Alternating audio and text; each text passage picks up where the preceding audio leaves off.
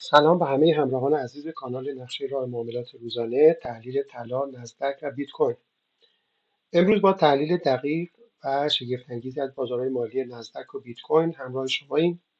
اگه به دنبال کسب سود از نوسانات کوتاه مدت بازار هستید، این ویدیو برای شما. تحلیل دقیق و مدیریت صحیح معاملات کلید موفقیت در بازارهای مالی است.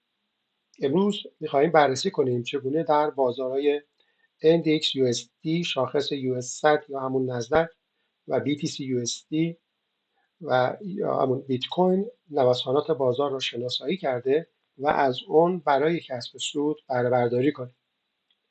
این تحلیل به شما کمک میکنه تا استراتژی خود را بهبود بدید و سودهای بیشتری از بازار کسب کنید.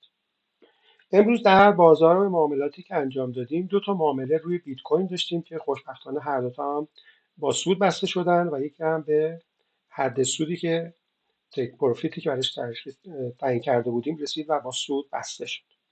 اما در بحث نزدک ما یه معامله سل داشتیم که با سود بسته شد و همینجور که می‌بینید 11 تا معامله خرید داشتیم بای روی شاخص نزدک که از این 11 تا دو تاش با ضرر بسته شد و 9 تاش با سود بسته شد و در مجموع اگه نگاه کنیم $179 امروز معاملات ما با سود بسته شد.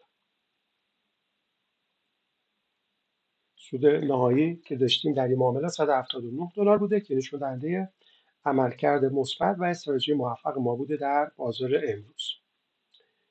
با توجه به نتایج مثبت معاملات امروز پیشنهاد می‌کنیم که استراتژی کوتاه مدت را ادامه بدیم، اما همواره مدیریت ریسک رو هم در اولویت کارامون قرار بدیم. چند تا توصیه می‌کنم خدمتتون. یک، از حد و ضرر و حد سود برای کاهش ریسک در معاملات حتما استفاده کنید.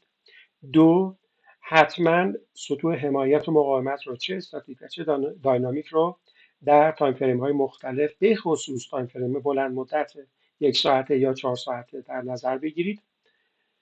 و سوم اینکه موقعیت های موجود و استفاده از نوسانات بازار برای بهره برداری بیشتر از روندها رو حتما ازش استفاده کنید. اگر این تحلیل برای شما مفید بود، حتما ویدیو رو لایک کنید، نظرات خودتون رو در کامنت ها به اشتراک بذارید و همچنین برای دریافت تحلیل‌های روزانه بازارهای مالی کانال ما را سابسکرایب کنید. همچنین می توانید کانال